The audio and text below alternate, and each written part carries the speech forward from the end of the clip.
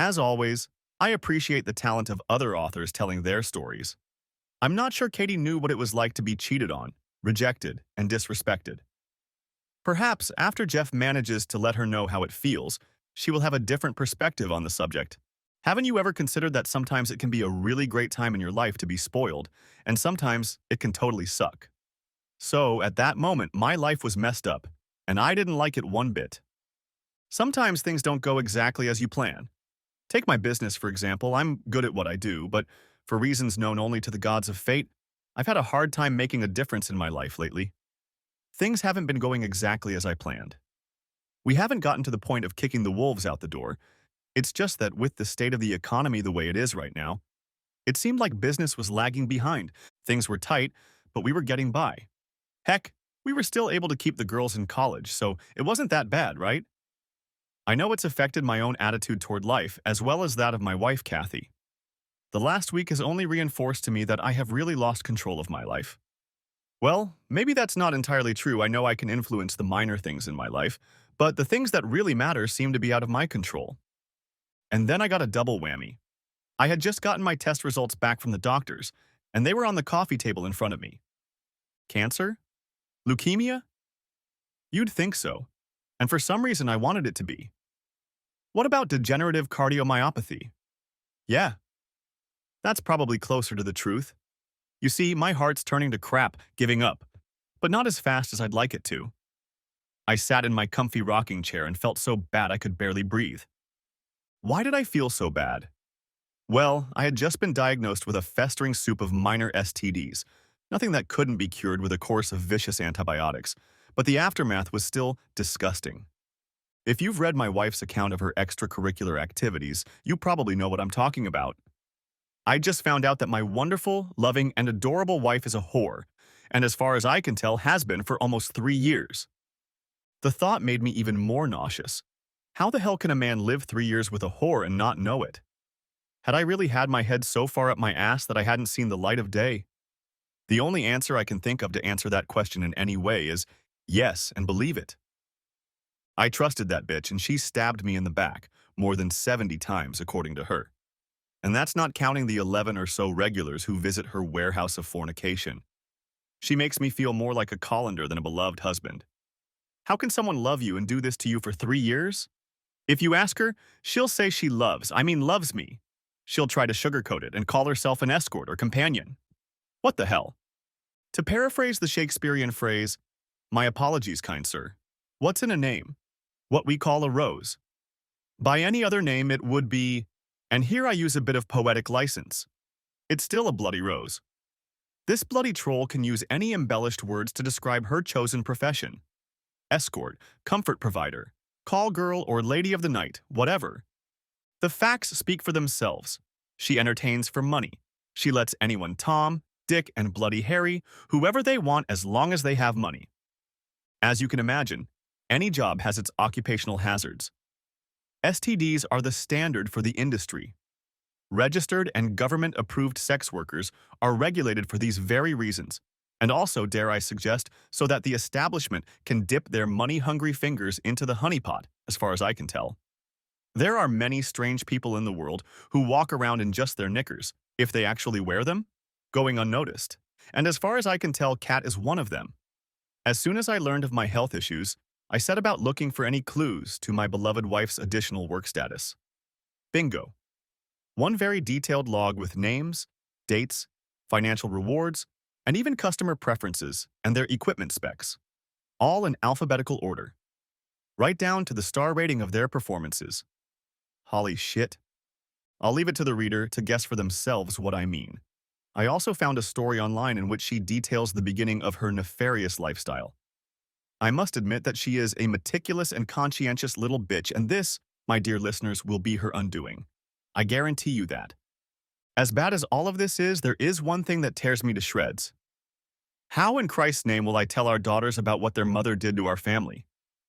In fact, it's the only real heartache I have right now.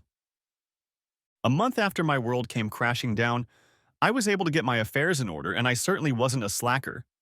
No, Sir Bob, I wasn't. I was a man with a mission. I was inspired by hate and revenge. People don't realize how close love and hate sit in a man.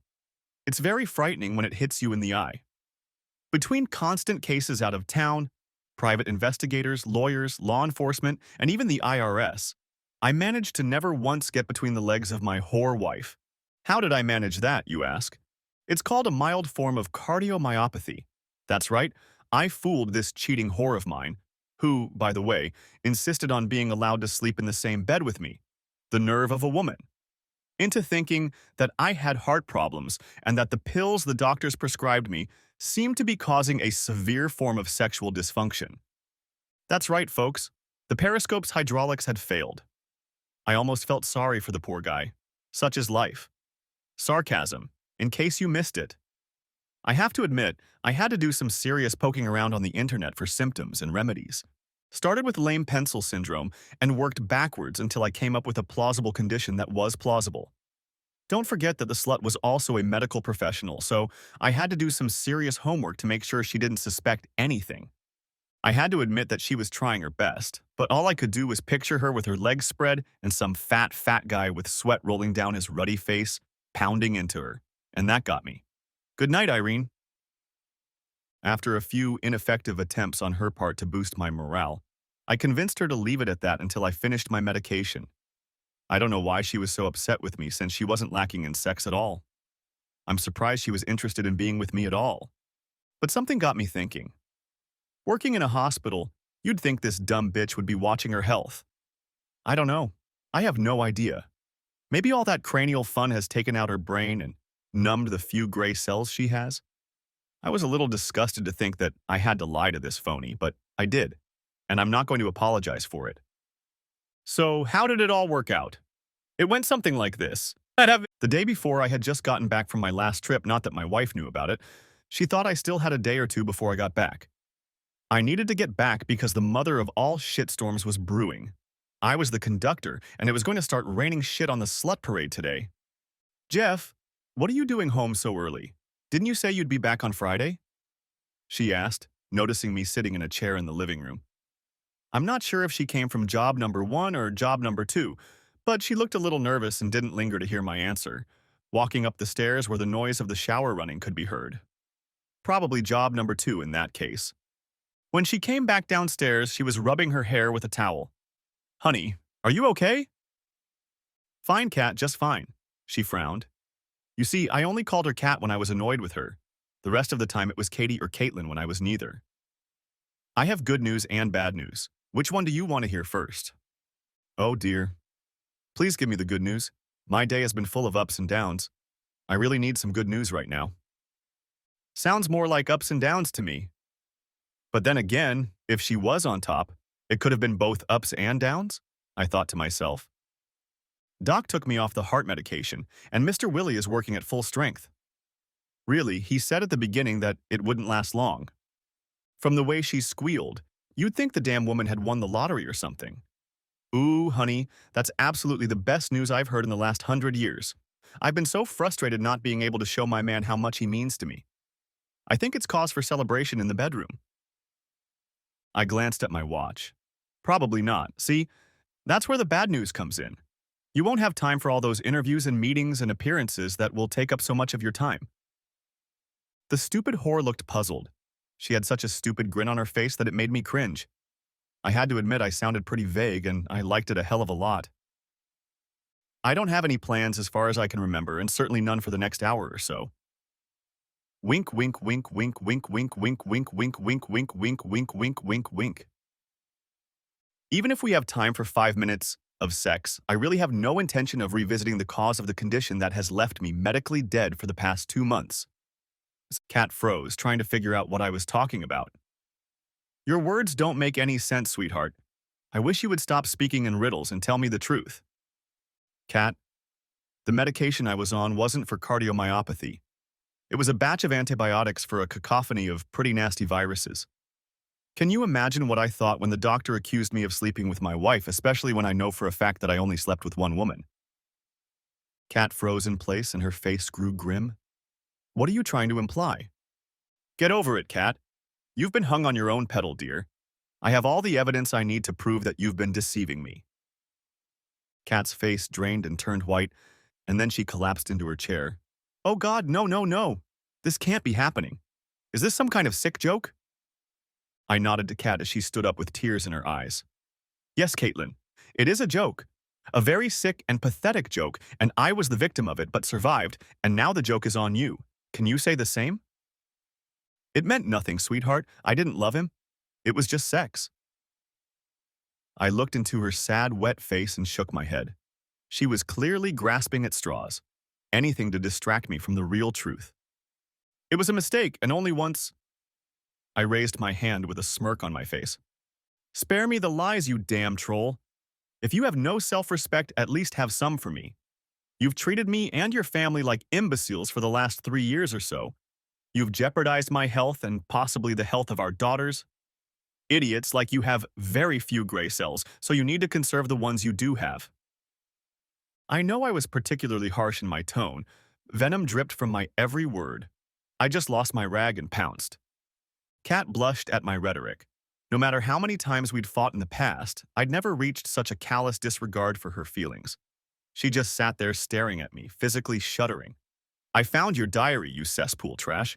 You're a low-life slut, but I have to admit you're pretty successful. I can't imagine how you've managed to get away with complete disregard for hygiene for so long. With those words, Kat threw up on herself. I got up and went to the bathroom to get a washcloth and towel, not so much for her benefit as for my own. I had a suspicion I had something to say, and I felt a little awkward looking at her like that.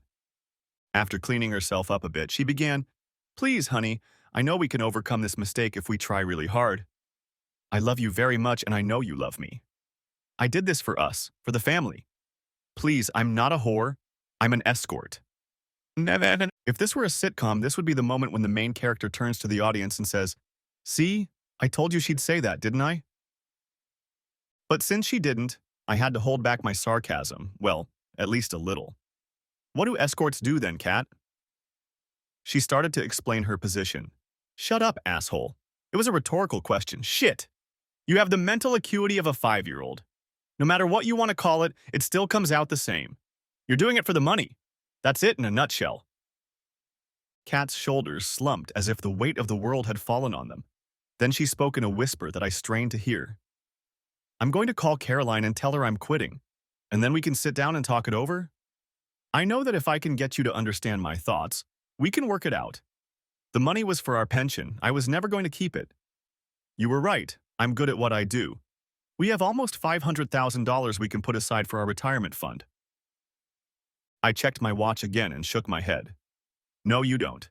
And don't bother calling Caroline. I dare say she already knows of your predicament. I doubt she cares what kind of shit you're in after all. She's got enough problems of her own. Kat looked me in the eye and asked the very question she was probably dreading. Why? What are you going to do? I have money. It's in a separate bank account. I don't need to do anything right now. What's done is done. And like your decision to sell yourself and flush our marriage down the toilet, there's no going back. Caroline and her husband are now at the police station answering charges of pandering and molestation. If you choose not to run away and hide under some rock, I dare say the police will be here in the next 10 to 15 minutes to take you to Caroline. Maybe they'll let you share a cell? Oh God, no. Please don't say that. You have to help me, Jeffrey. I don't want to go to jail. You should have thought of that while those idiots were stuffing you full of STDs to bring home to your loving husband. You're your own man. I had the devil's work of extracting myself from your shit. After the police dealt with you, the IRS wanted a piece of your scurvy hide. All your bank accounts have been seized. You don't have $2. At this, Caitlin perked up slightly. Why on earth would you do that? Are you out of your mind? That's almost $500,000 of my hard-earned money you threw away. I told you they were meant for us, and now, after all this, we have nothing. Why on earth were you going to get all that money so that I wouldn't know where it came from? Kat just stared at the floor. I don't know. I hadn't thought about it. I thought we might have won the lottery or something. The pitiful look on her face told me that even she didn't believe she could get that past me. That statement doesn't really apply to you. You're the only one with nothing but clothes. After you go through the court on the prostitution charge, and while you languish in your not-so-cozy cell, I will divorce you and get everything from the marriage. I still have money and property. And once I deal with Caroline and her jerk of a husband and your entire list of clients in your diary for alienating affection, I can probably retire and live the life of Riley. The gravity of the situation seemed to finally reach her consciousness. You really hate me that much, don't you? She lowered her gaze to her hands and sighed. I don't understand how you could do this to me if you loved me, or maybe you never did. I love you, Jeffrey, and none of this has anything to do with us. I never meant to hurt you. So how could you do this to me? Why do they always say things like that? And then the tears flowed again. I almost didn't answer her question. Instead, I mumbled, Don't you dare say I didn't love you. How long would I have had to wait until you brought home to me some more serious disease like AIDS or hepatitis C? My God, woman, you work at a goddamn hospital, for God's sake. Has it never occurred to you to get tested regularly? Kat shook her head, trying to think of some plausible answer. I couldn't get tested. I'm too well known in the community for that kind of information to spread. It's not like I walk the streets. The clients I serve are just regular business people who need company for the night. So I just put it out of my mind and convinced myself that it wouldn't happen to me.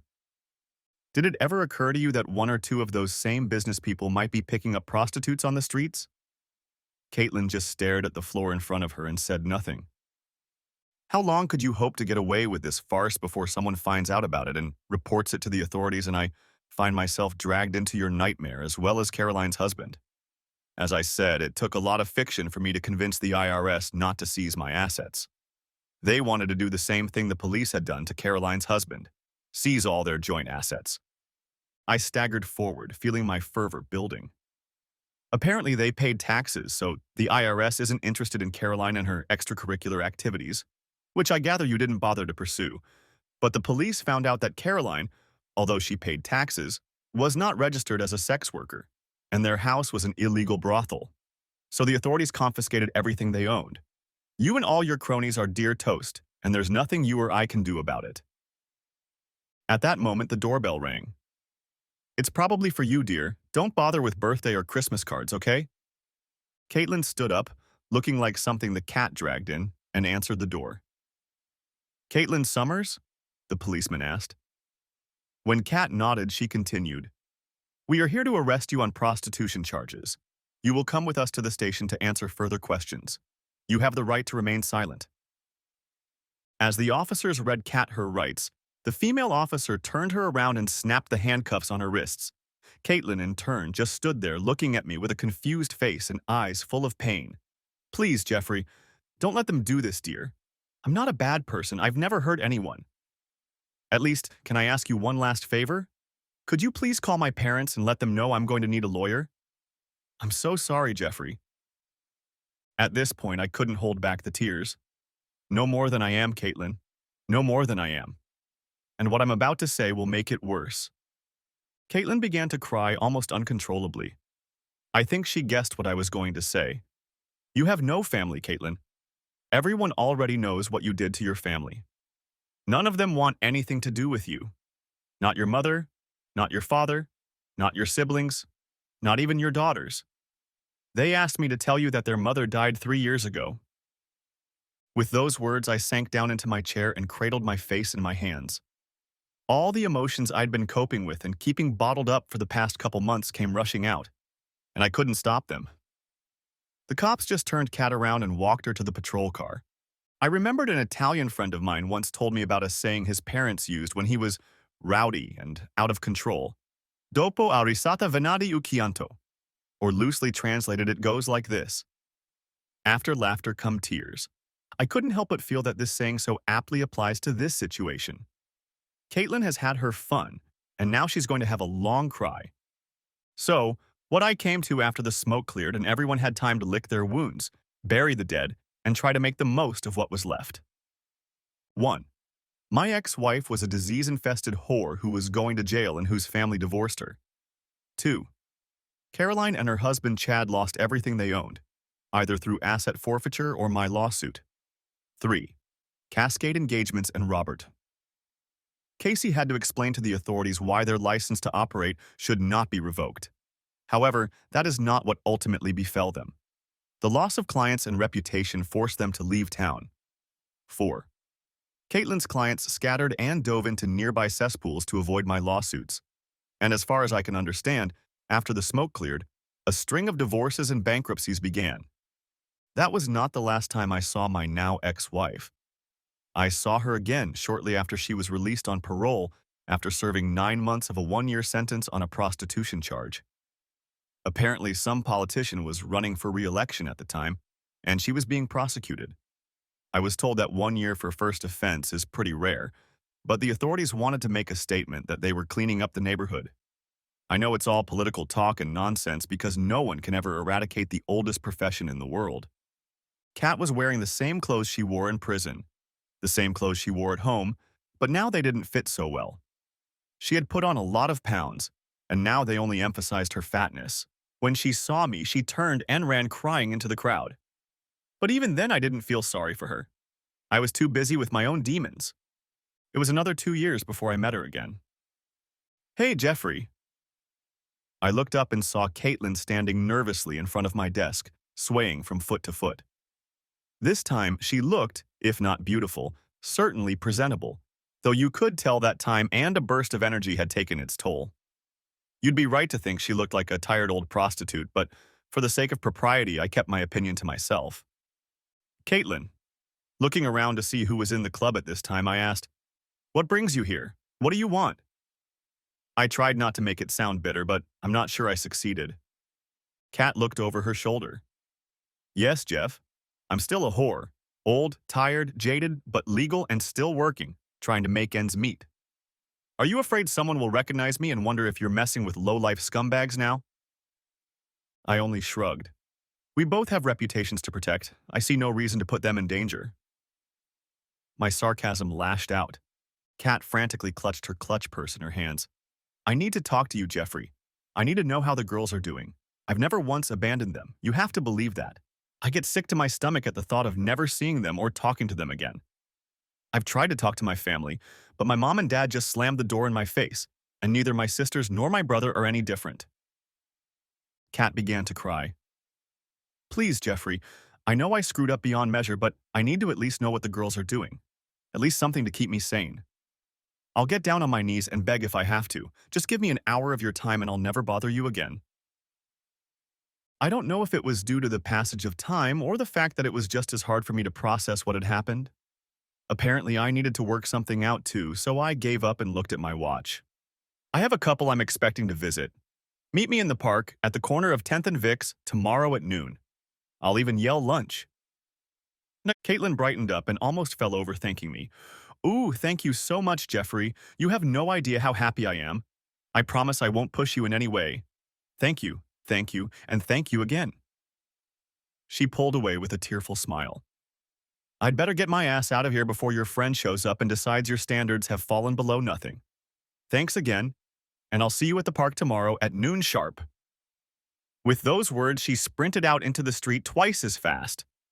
While I waited for Dana to appear, I had time to reflect on what might await me after meeting Caitlin. My life since the day Caitlin was taken away to prison hasn't been a bed of roses. I don't have to work, but I do it more to keep myself occupied than for any other material reason. I spend most of my time doing charity work for non-profit organizations.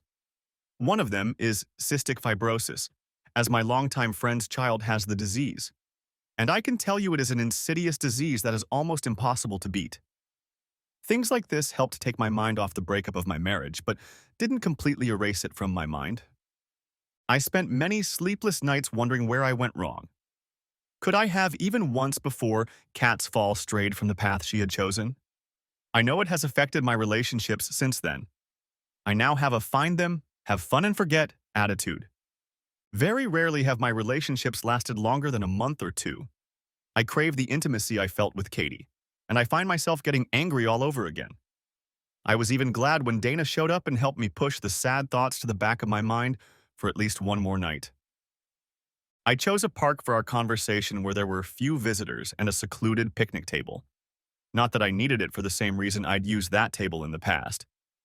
Caitlin was already there, sitting with her back to me and just staring at the line of bushes that hid the meeting place. I was interested in the fact that I had arrived almost an hour early myself. Her attire wasn't the best, but it was clean and tidy. The clothes clearly looked like charity items. I thought about staying and making her wait, but realized that was petty and it didn't really matter what time the appointment was. Did you sleep here last night? Kat jumped up and turned around at the sound of my voice. Oh my God, you scared me. She quickly regained her composure, however. No, no, I don't have much to do in the mornings these days, and contrary to what you might have thought yesterday, I didn't work last night, so I was in bed and fell asleep early. I woke up nervous this morning because I didn't know if you were going to show up or set me up for a little revenge. I was about to comment on that, but she held up her hand. I knew deep down that you wouldn't do that. You're not that kind of person, but it still bothered me. I thought it was so sunny and nice today that I could sit for a while and think about what I needed to say. Okay then, that's your 60 minutes. Just please spare me the insincere apologies and ridiculous platitudes, I said, taking a seat across from her. Kat watched me sit down. I intend to apologize, but I assure you it will be sincere and from the heart. As for platitudes, you have to have arrogance to utter them. And I don't have an ounce of arrogance in my body right now. You etched it out of me years ago. The life I lead now doesn't leave much room for anything resembling a sense of self-importance, but at least I'm better off than Caroline. I felt my eyebrow rise at hearing about Caroline, and Kat, noticing this, smiled. I thought you might be interested. I live in a studio apartment with a single bed, a dresser, a small sink, and a microwave as furniture. I live in luxury compared to Caroline, and I can't seem to feel the slightest sympathy for her. When we were put in jail, she made it her mission to punish me, and I can tell you that I have no good feelings for her, nor do I dislike her. Caroline and Chad broke up.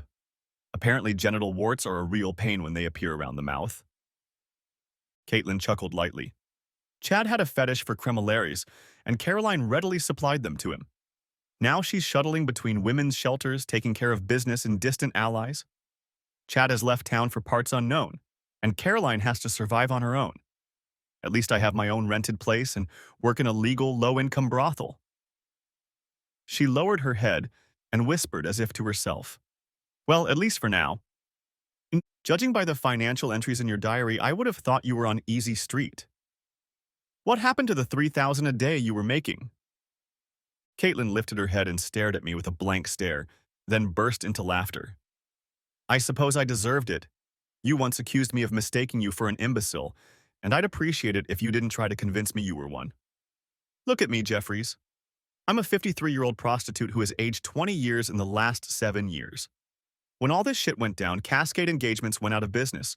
Robert wouldn't even return my calls, and my regulars were either too busy trying to save their own hides or so pissed off at me that I couldn't get $5 for the whole night. Kate shrugged and sighed. Word travels fast in this industry, and I was too much of a hot potato. Now I'm just surviving day to day, waiting for the day I follow Caroline and become a purse girl. I sat and studied Caitlin's face. I tried to figure out if this rhetoric was necessary to elicit sympathy or not. There was no sympathy in her gaze, only resignation. Why don't you get a normal job? Kat only smiled. I realized very quickly that I didn't stand the slightest chance of that.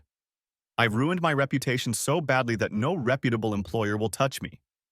Under the terms of my parole, I have to inform any potential employer of my criminal record. If finding a legitimate, respectable job at 53 isn't bad enough, having a criminal record nullifies the chances. Admittedly, this information stunned me, and for a few minutes we sat in silence. Then Kat brightened up a bit. There you go, Jeffrey. My life is shattered beyond repair. And before you say anything, unlike Caroline who thinks you and I are to blame for all her misfortunes, I don't hold you responsible for a single little thing. Caitlin twirled the napkin in her hands. At first I cursed you for abandoning our marriage and my life. But the more I thought about it, the more I realized I'd done it of my own free will, and for what? For the thrill of sexual encounters, for the high I got from the debauchery of going behind your back. Caitlin made a grimace. I take full responsibility for my fall from grace. I'm terribly sorry I hurt you so badly. I'm beyond grief-stricken at what I did to our girls. I can't imagine what they had to go through at school and with their friends, having a mother like me. There are no words to express the pain I feel at night, the disgust I feel at myself, forcing myself to spend another day at work. You told me I was sugarcoating what I was doing. You were right. It was the money that made me look respectable. I realized that my clients no more respected me than a $20 hooker on a street corner. The tears were already rolling, and I had to admit I was sick of her. You have caused me unimaginable pain, Jeffrey, but if you feel even a tenth of my anguish for what I have done to you, it will be too much for me to bear. I humbly ask you to give me some peace. I know I have no right to it, but please forgive me for my presumptuous foolishness that destroyed the only thing I thought I was worthy to live for. Caitlin fell to her knees and burst into tears. I beg you, let me know what our children are doing. Give me something I can hold on to because where I am right now is nothing short of hell. The look on my face must have told Kat what I was thinking. Ooh, don't worry. I'm not going to commit suicide. I don't have the guts for it. Caitlin sobbed and then broke down. I needed a break and I was sure Kat did too. I'll tell you what, you agree to let me buy you lunch, and I'll forgive you for being a dumbass and try to help you build a bridge with the girls. What do you say? Deal? Caitlin snorted and ran a trembling hand over her face to wipe away the tears running down her cheek. I made my offer so non-seriously that she thought I was just twisting the knife. Please don't do this, Jeffrey. I was serious about everything I said today. I'm sorry for everything, but if you can't find it in your heart to forgive me, then I'll just have to accept it and leave you alone. Caitlin rose to her feet and, bowing her head, finished. I can see that you still hate me, so goodbye, Jeffrey. I hope in my heart you can get over this and move on with your life. Please tell our girls that I still love them and wish them well. As she turned to leave, I said, I never answered that question, did I? Kat froze for a moment but said nothing. You asked the question right before you left on the day of your arrest. You said, you really hate me that much, don't you? You repeated it just now. Kat nodded. Just to be clear, no. No, I don't hate you. I didn't even hate you. I hated what you did. I wanted to strangle you. I wanted to kick you to death, but not because I hated you. I loved you with all my heart because you took my wife, my life, my family, our future that we had worked for our entire married life and killed it. I loved you then, and oddly enough, I still do. I swept the leaves off the table, continuing. Like you, I've had years to make sense of what happened. And when you left last night, I realized I'd traded one whore wife for a whore ex-wife. I hadn't made up my mind about a damn thing. All I did was repaint my life white and hated every time the old life made itself known. Yes, you hurt me. But after I kicked you out, I kept hurting myself, and I need to stop if I want to find peace. I looked directly at her. To do that, I need to show you mercy, because what you said yourself is unforgivable. I forgive you, Katie, and though I can't forget and I can't make any promises, I will help where I can. But everything must be paid for, as everything in life, and this sum will enable me to buy you lunch. Katie stood there trying to decide whether to cry or laugh and ended up doing both. Are you serious? Are you really, really serious? I smiled and nodded. Oh boy. Okay, if that's the price I have to pay, then even though I'm penniless, I think I can definitely afford it. Both of my gray cells have finally found each other and are telling me I'd be a fool to turn down such an offer. Yes, Jeffrey Summers, I'd love to dine with you. When the waitress left after bringing us our food, Kathy sat staring at hers. Oh my God, I haven't had lobster in years. I hope I didn't drool all over my Sunday dress. Picking up the wine, she sniffed its bouquet. I know it's temporary, but I missed him too. I see you remember my favorite wine. Chateau Carton is the only wine I can afford lately, but it's so overrated. I saw an article in the paper the other day. There was a picture of you with a tall, slender blonde. Is that the couple you were waiting for yesterday? She's definitely beautiful. I smiled at Caitlin's attempt to find out about my love life. Yes, that was Dana. She's a normal, atypical blonde. She could find her ass with both hands and a map, but she definitely helps with the functions I attend from time to time. Caitlin sat looking at me for a while. This isn't the Jeffrey Summers I know and love. Did I do this? Did what? Made you cynical. In all the years I've known you, Jeffrey, you've never censured anyone for an outward sharpness of mind. I fiddled with my food for a while before answering. I guess I have. When you're lied to, laughed at, and generally shit on by someone you thought was your rock, it destroys your faith in humanity. Bullshit, Jeff. While I agree that I've probably destroyed your faith in women, especially wives, but I don't see it spilling over into all of humanity. If you believe what I read in the paper, it doesn't. Do you represent any charitable organizations? You can't be as unhealthy and head up charities as you are. So like I said, bullshit. I smiled. Getting a bit cocky, aren't we? Caitlin smiled back at me. I know when I'm wrong. I know when I have to eat crow. But I'll be damned if I'm going to be a coward for reasons I didn't make up myself. I'm sorry for making your personal life a misery. And I'll apologize for undermining your faith in the female gender until the day I die. But I won't back down if I know I'm right. And I'm right here. Kathy and I spent lunch chatting and generally getting to know each other anew. I don't want to mislead you, but that doesn't mean we have any chance of getting back together. Kathy smiled. I know, Jeff, and I didn't expect you to ever want me again. I'll be happy with what I have. It's much more than I hoped for and definitely more than I deserve. Thank you for your compassion. You've always been a good person. I just forgot about it for a while. 60 minutes with Kathy turned into an entire day, and I think by the time we parted ways, we both had a new appreciation and respect for the finer things in life. But there was still one thing that gnawed at my sensibilities. To say that Kathy was dumbfounded and confused when I showed up at the brothel where she worked was an understatement. What the hell are you doing here, Jeff? She asked, glancing around the room nervously. You can't be here. It's not right. You have to leave before anyone recognizes you. She was wearing the most hideous ensemble of pink and green candy apples imaginable, all on 5-inch pink CFM pumps. I'm not very good with colors, but this was not the one, that's for sure. I'm not going anywhere until I talk to you. The stern-looking woman behind the counter grabbed my arm. Look, buddy, I don't care if you want to talk, it's still going to cost you $50 an hour. I turned and stared at the creature from the Black Lagoon. How much for the rest of the night? Jeffrey's not here, Katie called out. The woman seemed to take a step back and hesitated. You seem to be a man who can afford something better than this old piece of sewer trash. I have prettier and younger girls here who will rock your socks all night for $500. I had an overwhelming urge to destroy him right where he stood, but I realized that some huge gorilla would stand in the wings and demand a high price for this mistake. If I wanted something better, I wouldn't shop in this rat-infested hole, would I? So how much? Caitlin just stood there, kneading her hands. I could see the disgust on her face as she smirked back. $200 for you, sweetheart, but no rough stuff. It'll cost you more. I tossed the 2 bills on the counter and grabbed Katie's hand to leave. Where the hell are you going? I turned around and snapped back. You don't think I'm going to stop there, do you? You never know what a person might pick up. Don't worry, she won't get hurt. With those words, I grabbed Katie by the elbow and dragged her away from there and down the street. Please, Jeffrey, slow down. These shoes are clearly not designed for walking, let alone running, she pleaded, stomping along beside me. I slowed my step, then stopped. You're right. You look like a goddamn clown in that outfit. Looking up and down the street, I found what I needed. Pulling her into the nearest clothing store, I told her to follow me and keep her mouth shut.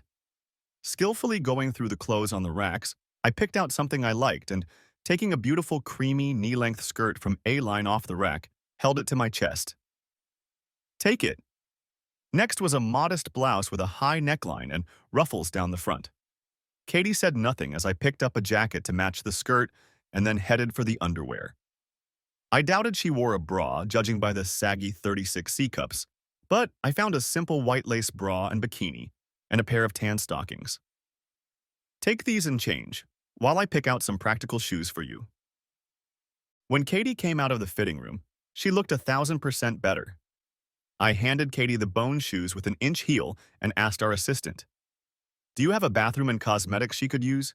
I'll pay you for it. The assistant smiled and nodded, holding out a small cosmetics bag.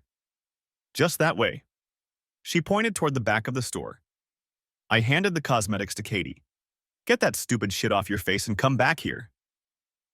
While Kathy was gone, I paid for the help, and when she came back, she looked great. A little eyeshadow and lipstick made her look like $1,000,000. Now that's what I mean. The assistant chuckled, watching Katie blush. I'm impressed, sir. You certainly know a thing or two about women's fashion. I'm also baffled that you picked it all out perfectly in just 10 minutes. Remind me not to go shopping with you. She chuckled. To a questioning look, she replied, You take the fun out of shopping. Kathy and I chuckled as I gathered the clothes and shoes Kathy had brought to the store into a pile, pulled out a $50 bill and held it out to our assistant. Would you mind burning this for us? The girl smiled, tucking the bill into her bra. My pleasure, sir, and thank you for shopping at Willow's. Back on the street, Kathy looked like the perfect 50-year-old housewife as she stopped me. Now what? You've made me look like a prim society wife and mother, even though we both know it's an illusion. No. Now we're going to find a quiet place to have a drink and have a serious talk. I sat across from Caitlin, sipping my wine. She looked almost as good as she did before all this started, but she was right. She had aged. But with the right makeup and clothes, it was 10 years in the last 7, not 20. She looked dejected rather than happy. Why am I here, Jeff? Why this farce? We both know I have to get back to my essence, and all this does is remind me of what I've lost. Do you still want to try your hand at being a remorseful mother? You mean apologize to our girl? You know I want to, Jeff, but I just don't think that's the way to do it. I'm done lying. I can't and won't lie to them. They'll see through this disguise and they'll laugh at me. I can't cope with this, Jeffries. I'm not asking you to lie, but you need to realize that as long as you continue to be promiscuous, they won't want anything to do with you. You need to change jobs. Caitlin sighed. We've been over this. With my age, track record, and reputation, no sane employer is going to touch me with a 40-foot barge. I'm stuck with what I've got. Then she bloody well started crying. For God's sake, don't cry, woman. You have no makeup to repair your face. I held out a handkerchief for her to blot her eyes. There is one possibility. You could try to become self-employed? Katie squinted puzzledly. Don't be stupid. I don't have the money to start my own business, and even if I did, you've lost all chance of getting any worthwhile clients. It's no different than working in a brothel, even if I owned one. I'll just end up just like Claire, and the girls won't want to date me anyway. Claire? Who the hell is she? Caitlin shook her head. The woman you paid $200 to this afternoon and then started belittling. I'm surprised she didn't pull away and slap you. Nobody talks to her like that, especially the Jonases. I have a feeling that when I get back there, she'll have some particularly nasty request from a client that I'll have to fulfill. Ooh, you mean the maggot? Well, she pissed me off, and don't worry. Let her service her lowlifes. You're not coming back. I slouched down in my seat and circled the bottom of my beer glass around the coaster in front of me, not really looking at Kathy. Look at me, Jeffrey. I have to go back. If I don't, it's a backwards alliance with Caroline and the women's shelters. Is that what you want? I looked at Kathy with a smile on my face, but she was clearly annoyed, and I had to laugh, and she leaned back in her chair angrily. I can see that you're caught in an ever-tightening circle that will eventually drive you up your own ass. Heck, you've had your head up your own ass for years, so I'm guessing you're headed in the right direction. I needed her to do something first before I told her my idea, so I handed her my cell phone across the table. First of all, pick up the phone and tell that maggot she can go have some fun. Katie hesitated, trying to figure out what I was up to. Do it, Katie. I'm not kidding. To her credit, she did, and then sat back down. Okay, I basically just threw myself out on the street. If you have nothing better to do, I'll sleep with Caroline tonight. Katie glared at me and I continued. Who said anything about opening a brothel? I was thinking more along the lines of a coffee shop. Kathy sat down and thought about it. I could see the wheels turning in her head. Okay, I'll tell you. I've been indoctrinated into one way of thinking since this nightmare started, but it still won't help me financially. I don't have the capital to start something like this anyway. You may not know, but I do. Katie stared at me, then blinked a couple of times, then brought her hand up to her mouth to suppress a sigh. The realization that my words were worth the money I'd spent on her new outfit. Really? Ooh, what I'm saying is true. Of course it is. But are you saying you're going to help me get out of this bloody awful mess I'm in? I'll be honest with you. I'm doing this more for our girls than for you. If you want me to, I'll do it too. Unless, of course, you like to party and want to stay put. Caitlin sat up and stared at me. Listen, Buster. I went through menopause 2 years ago. I've had no libido since then. I walk through KY like it's fashion. The only reason I'm still in this business is because I have no other choice. Grinning, I pulled some papers out of my coat pocket. Go through them and let me know what you think. This isn't a free ride, Caitlin. It means hard work and long hours. For one thing, I doubt you'll be able to hire a permanent staff. The most you'll be able to do is bring in helpers during busy periods, but otherwise, you'll be the head cook and bottle washer, and it's all your blood, sweat, and tears. And as for me, I'll take 25% of the after-tax profits as an investment in my capital. If you end up wanting to own the business outright, I'll take another 25 as loan repayment until it's paid off. If things go badly, I'll let you defer the loan repayment until things get better and you can support yourself. Katie read the document with tears in her eyes. She wiped them away now and then as she tried to make sense of what she was reading. Finally, she put the contract on the table, her hands trembling. I don't know what to say. Thank you seems so insufficient. I will bear your children is unnecessary.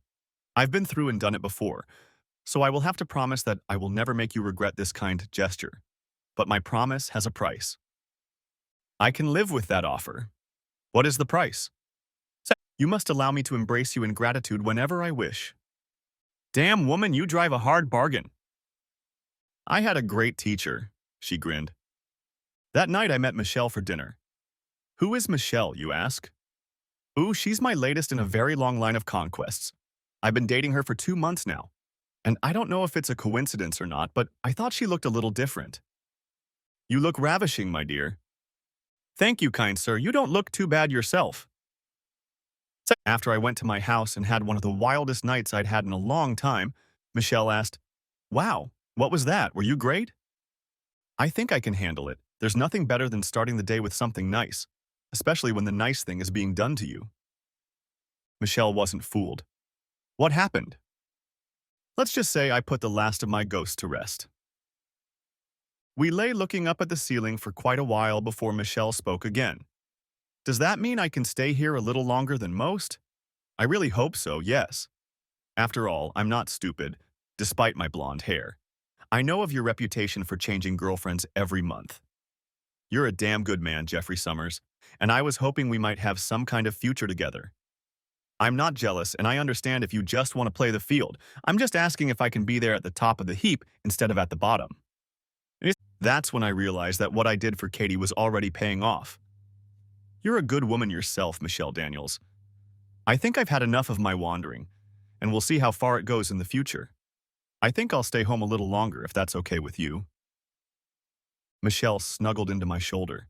I don't mind one bit. What's more, I can definitely live with it. I dozed off, contemplating my next challenge, mother and child recovery surgery.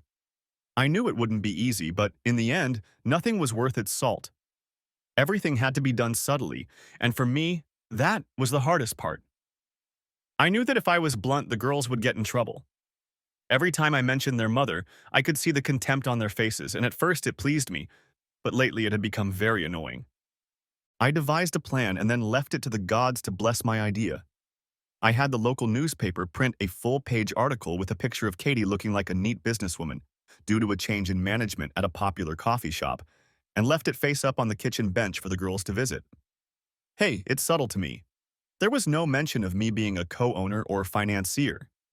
As expected, Tara, our oldest, saw the article and nudged her sister Beth. Between them, they were talking in low tones so I couldn't hear them. They never mentioned the article, but the call I got from Kathy a week later made me think it had worked. Kathy, good to hear from you. How's it going? Things are picking up. The new machines we'd put in were a good idea. I've never been so busy in my entire life. You were right about the long hours and hard work. When I get home, all I want to do is collapse in a heap and go to sleep. But on the whole, I've never been happier. You'll have to stop by my place for a freebie sometime. There was silence then, followed by a giggle. Gosh, I never thought I could say that again without being disgusted with myself. I want to thank you for your help with the girls. They showed up here on Monday. Looks like my plan worked to perfection. The balls are all yours, don't drop them. I grinned. I won't drop them, Jeff, I promise. Why don't you come over to my place for coffee so I can tell you all about it? If you'd be so kind, Kathy, I'll stop by your place Friday after work. So what happened with the girls? What did you guys talk about? I asked, sipping my mugguccino. I'm not one to pick on little coffee cups. Kathy was almost ecstatic to see her daughters for the first time in 4 years. I, on the other hand, was, to say the least, a little surprised. Are you guys kidding me? We haven't spoken to each other, but I wasn't expecting this. The fact that they came and acknowledged my presence was more than I could have hoped for. I told Susie not to charge them, but they insisted and even complimented us on our service. These are the first steps toward reconciliation, and I have you to thank for that. She then proceeded to hug me to death. The things a man has to put up with to keep the peace. Somebody has to do it. Over the next year, little by little, Katie rebuilt her relationship with the girls. Like Caitlin, I'm under no illusions that they will ever be as close as they were before, but I'm sure there will be a friendship between them, if not mother and daughter, then perhaps a favorite aunt and niece. I'm just glad that after all this time, wounds heal and fences can be mended, even if they don't look as smooth as they used to. Then things got a little more complicated, and if it wasn't for my close relationship with Michelle, things might have been even more complicated than they were. One day, Kathy called me and asked if I could stop by to help her with her taxes, and I agreed to pick her up after the store closed. I was just pulling up to the house when I saw some man take a swing at Kathy and hit her right in the face. I jumped out of the car. She didn't chicken out and certainly didn't back down, berating him. The volume of their voices carried to me on the early evening breeze. You hit me again, and I can guarantee it will be the last time you do that. I've already told you I'm not going to be in this business anymore. You're a stupid whore. Just because you own a shitty little coffee shop now, you think you're a born-again virgin for crying out loud? Once a cheater, always a cheater. I'll pay double what you want, hell. I can afford another $50 for the whole night. Katie couldn't help but notice me, and something in her eyes told me to back off and stay out of it for now. The fool didn't even realize I was standing right behind him waiting for him to raise his hand at her again. You're the idiot, Robert. Just because you're suffering now that your precious escort business isn't lining your pockets doesn't give you the right to bully me. Just because Jeffrey ruined your honeypot doesn't give you the right to come here and bully me. You knew what hiring married women leads to and what you think will happen when one of the husbands takes offense at being cheated. I have lost far more than you have, so forgive me if I don't sympathize much with your suffering. I could see his rage. His body was literally shaking. I'm not worried about you or the former bastard. A whore like you will fall again, and when that happens, I will be there for you and make you wish your precious hubby had destroyed you instead of divorcing you. Well, then I have no reason to worry. I'm already menopausal and I'm no longer interested in sex, so the temptation that got me into this is now gone. You weren't that good even when I wanted you to be, so now I think you're just a pathetic loser. I saw the determination in Kathy's eyes as she continued. If they want me back again, only one man has the right to do that, and I'll tell you right now that I don't expect or need him to ask to use it, just so I can show my appreciation to a wonderful man. Kathy looked right past Robert into my eyes with a passion I hadn't seen in years. Yes, do you think so? Who is the big man then? Who do you think every woman dreams of? It can't be your ex. Kathy just stood there giggling.